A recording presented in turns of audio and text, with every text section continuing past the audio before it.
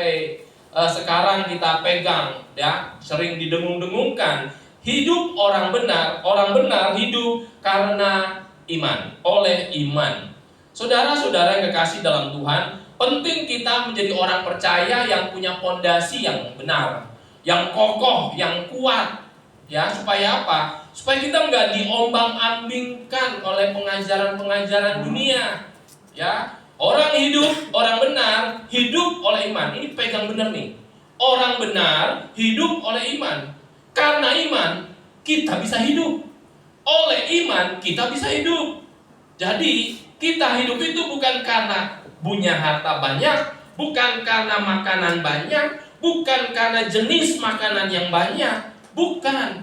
Firman Tuhan berkata, orang benar hidup oleh iman.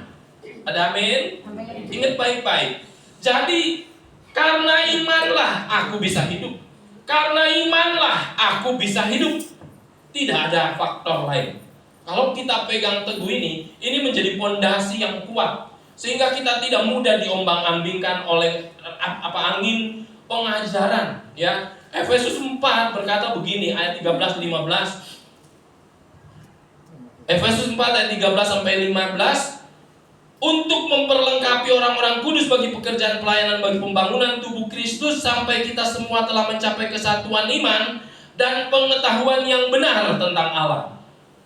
Pengetahuan yang benar tentang Allah. Amin. Terus tingkat kedewasaan penuh, tingkat pertumbuhan yang sesuai dengan kepenuhan Kristus, sehingga kita bukan lagi anak-anak yang diombang-ambingkan oleh rupa-rupa angin pengajaran, oleh permainan palsu manusia dalam kelicikan mereka yang menyesatkan, tapi berpegang teguh kepada kebenaran dalam kasih kita, bertumbuh di dalam segala hal ke arah Dia, Kristus kepala kita. Bertumbuh ke arah Kristus, makin baik, makin benar, makin tepat, makin betul. Ya, goalnya ke sana.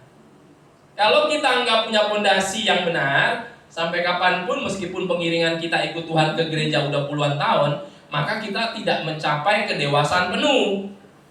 Tingkat pengetahuan kita tentang Tuhan itu nggak sepenuhnya ngerti. Nggak ngerti. Kenapa? Karena fondasinya salah.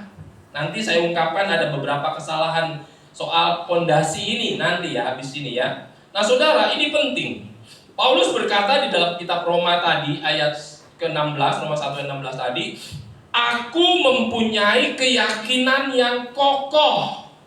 Dalam beberapa terjemahan, keyakinan kokoh ini bisa berarti aku yakin bener.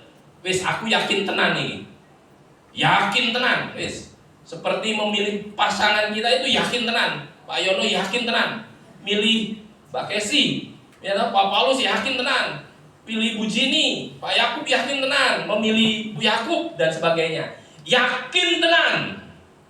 Sehingga efeknya apa? Dalam terjemahan yang lain, keyakinan yang kokoh diterjemahkan juga aku tidak malu